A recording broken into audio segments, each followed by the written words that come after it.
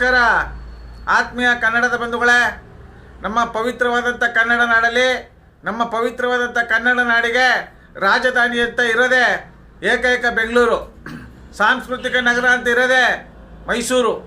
ಇಂಥ ಬೃಹತ್ ಬೆಂಗಳೂರಿನಲ್ಲಿ ಏನು ನಿನ್ನೆ ಒಂದು ವಿನಾಯಕ ಕೃತ್ಯ ನಡೆದಿದೆ. ಕಣ್ಣಲ್ಲಿ ನೋಡೋಕ್ಕಾಗಲ್ಲ ಆ ಅಂಥ ಒಂದು ಕೃತ್ಯ ನಡೆದಿದೆ. ಈ ಕೃತ್ಯಕ್ಕೆ ಸಂಬಂಧಪಟ್ಟಾಗೆ ಆ ಮಹಿಳೆ ಸೀರೆ ಕದ್ದದ್ದೇ ಆಗಿದ್ದರೆ ಕಾನೂನಿದೆ, ಸಂವಿಧಾನ ಇದೆ, ಅದಕ್ಕೆ ಆದಂಥ ಒಂದು ಪರಿಹಾರ ಇದೆ. ಆದರೆ ಅಂಗಡಿ ಮಾಲೀಕ ಆ ಮಹಿಳೆಗೆ ತನ್ನ ಬೂಟಿನ ಕಾಲಿನಿಂದ ಎದೆ ಭಾಗಕ್ಕೆ ಒದ್ದು ಆ ಹೀನಾಯ ಕೃತ್ಯ ಮಾಡಿರೋದ್ರಿಂದ ದಯಮಾಡಿ ಆ ಸ್ಥಳೀಯ ಪೊಲೀಸ್ನವರು, ನೀವು ನಿಜವಾಗ್ಲೂ ಪ್ರಾಮಾಣಿಕ ಅಧಿಕಾರಿಗಳೇ ಆಗಿದ್ರೆ, ಸಂವಿಧಾನಬದ್ಧವಾಗಿ ನೀವು ಅಧಿಕಾರ ಚಲಾಯಿಸೋದೇ ಆಗಿದ್ರೆ ಆ ಒಂದು ದೌರ್ಜನ್ಯ ಕೇಸು ಅಥವಾ ಪೋಸ್ಕೋ ಕೇಸ್ನ ದಾಖಲಿಸಿ ಅವನನ್ನು ಬಂಧಿಸಿ ನಿಜವಾಗ್ಲೂ ಅವನ್ನ ಗಡೀಪಾರು ಮಾಡಬೇಕಾಗುತ್ತೆ. ಯಾಕಂದರೆ ಹಣ ಹಾಕಿದ್ದೇನೆ, ನಾನು ಬಂಡವಾಳ ಹಾಕಿದ್ದೇನೆ ಅಂದ್ಬಿಟ್ಟು ಏನು ಸೀರೆ ಕದ್ರೋ ಏನು ಕದ್ರೋ ನಿಜನೋ ಸೊತ್ತೇನೋ ಅದು ನ್ಯಾಯಾಲಯ ಇದೆ, ಸಂವಿಧಾನ ಇದೆ, ಕಾನೂನಿದೆ, ಪೊಲೀಸ್ ಇದೆ. ಆದರೆ ಕಾನೂನನ್ನ ಕೈಗೆತ್ಕೊಂಡು ಆ ಮಹಿಳೆಗೆ ತನ್ನ ಬೂಟಿನ ಕಾಲಿನಿಂದ ಆ ರೀತಿ ಹಲ್ಲೆ ಮಾಡಿರೋದು, ಆ ರೀತಿ ಒದ್ದಿರೋದು ಇದು ಅಕ್ಷಮ್ಯ ಅಪರಾಧ. ಇಡೀ ರಾಜಧಾನಿ, ಬೆಂಗಳೂರಿನ ರಾಜಧಾನಿನೇ ತಲೆ ತಗ್ಸುವಂಥ ವಿಷಯ. ಇತ್ತೀಚೆಗೆ ಹೇಳ್ತಾರೆ ಮನೆಯಾಳ ರಾಜಕಾರಣಿಗಳು ಕೆಲವರು ಹೆಣ್ಣಿನ ಬಗ್ಗೆ ವರ್ಣನೆ ಮಾಡ್ತಾರೆ, ಇತಿಹಾಸವನ್ನೇ ಹೇಳ್ತಾರೆ ಹೆಣ್ಣು ಮಹಿಳೆ ಬಗ್ಗೆ. ಇವತ್ತು ಮಹಿಳೆಯರ ಮೇಲೆ ದಿನದಿಂದ ದಿನಕ್ಕೆ ಅತ್ಯಾಚಾರಗಳು, ಕೊಲೆಗಳು, ದೌರ್ಜನ್ಯಗಳು, ದಬ್ಬಾಳಿಕೆಗಳು ನಿರಂತರವಾಗಿ ನಡೀತಾ ಇದೆ ಮಹಿಳೆಯರ ಮೇಲೆ. ಈ JCB ಪಕ್ಷದಲ್ಲಿ ಇರ್ತಕ್ಕಂಥ ಮಹಿಳೆಯರು ಯಾರ ಪರ ಕೆಲಸ ಮಾಡ್ತಾ ಇದ್ದಾರೆ ಅನ್ನೋದೇ ನಮಗೆ ಅಗೋಚರವಾಗಿದೆ. ಈ JCB ಪಕ್ಷದಲ್ಲಿ ಇರ್ತಕ್ಕಂಥ ಮಹಿಳೆಯರು ಯಾರೂ ಸಹ ಮಹಿಳೆಯರಿಗೆ ಜಾತಿ ವೈರಿ, ನೀರಿಗೆ ಪಾಶೆ ವೈರಿನಾಗೆ ಮಹಿಳೆಯರಿಗೆ ಮಹಿಳೆಯರ ವೈರಿಯಾಗಿ ಇವತ್ತು ಮಾರ್ಪಡ್ತಾ ಇದೆ. ಆದ್ದರಿಂದ ಇವತ್ತು ಇಂಥ ಘಟನೆ ನಡೆಯೋಕ್ಕೆ ಸಾಧ್ಯ.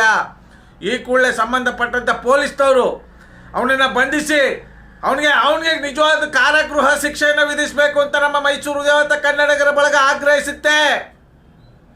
ಇಂಥ ಕೃತ್ಯಗಳನ್ನ ನಮ್ಮ ಕಣ್ಣಲ್ಲಿ ನೋಡೋಕ್ಕಾಗಲ್ಲ. ನೂರಾರು ಜನಗಳ ಸಮ್ಮುಖದಲ್ಲಿ ಆ ಮಹಿಳೆಗೆ ಆ ಎದೆ ಭಾಗದಲ್ಲಿ ಒದಿತಾರಲ್ಲ, ಕದ್ದಿರ್ಬೋದು, ಅದು ಅಕ್ಷಮ್ಯ ಅಪರಾಧ, ತಪ್ಪು. ಅವರು ಬಡಸ್ತಾನದಲ್ಲಿ ಕದ್ರು, ಇಲ್ಲ ಆಸೆ ಆಕಾಂಕ್ಷೆಗಳು ಕದ್ರು, ಇಲ್ಲ ಹುಚ್ಚುತನದಿಂದ ಕದ್ರು, ಆ ಭಗವಂತನೇ ಬಲ್ಲ.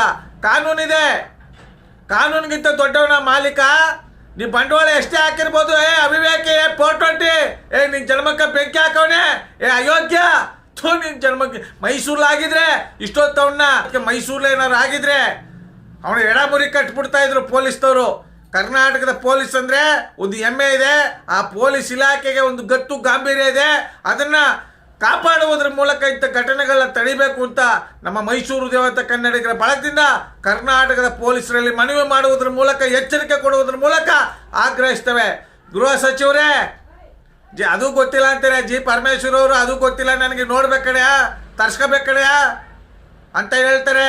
ಸಿದ್ದರಾಮಯ್ಯನವರೇ, ಇದನ್ನ ಪಾರದರ್ಶಕ ಆಡಳಿತ?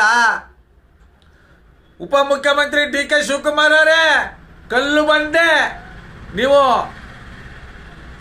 3 ಜನ ಮುಖ್ಯಮಂತ್ರಿಗಳು, ಉಪಮುಖ್ಯಮಂತ್ರಿಗಳು, ಗೃಹ ಸಚಿವರು ಬೆಂಗಳೂರಿನಲ್ಲಿ ಇದ್ದೀರಿ.